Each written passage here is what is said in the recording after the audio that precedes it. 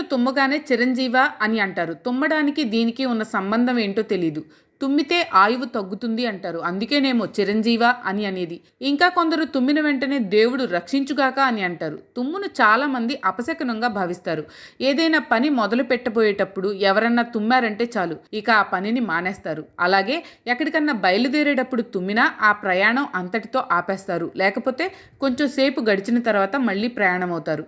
ఏదైనా అతికి అతకని పనిని గురించి మాట్లాడేటప్పుడు తుమ్మితే ఊడిపోయే ముక్కు ఎన్నాళ్ళుంటుంది అని అంటూ ఉంటారు.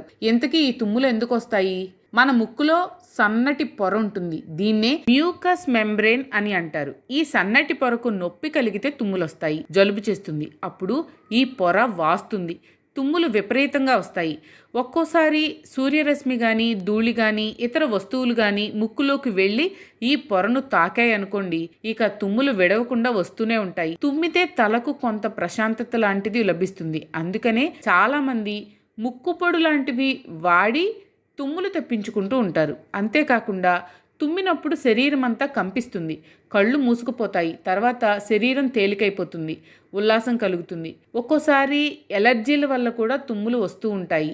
ఈ ఎలర్జీల వల్ల కొందరు అలా తుమ్ముతూనే ఉంటారు. మీకు కనుక ఈ వీడియో నచ్చినట్లయితే లైక్ చేయండి. అలాగే మీ ఫ్యామిలీ అండ్ ఫ్రెండ్స్కి షేర్ చేయండి. ఛానల్లో కొత్త నోటిఫికేషన్స్ కోసం సబ్స్క్రైబ్ చేయండి. అలాగే పక్కనే ఉన్న బెల్ ఐకాన్ని ట్యాప్ చేయండి.